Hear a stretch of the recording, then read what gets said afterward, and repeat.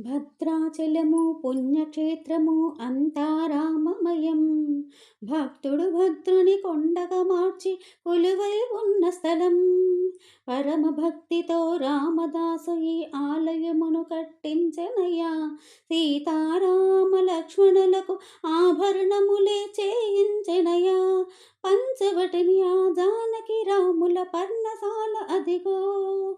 సీతారాములు జలకములాడిన శేషతీర్థమదిగో.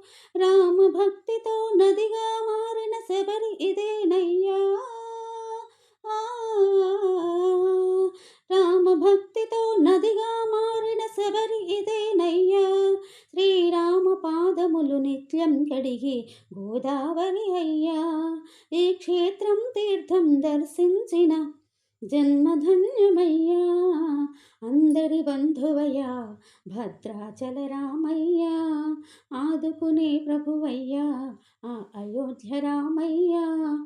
చేయూతనిచ్చేవాడయ్యా మా సీతారామయ్యా. కోర్కెలు తీర్చేవాడయ్యా కోదండ రామయ్యా. అందరి బంధువయ్యా భద్రాచల రామయ్యా.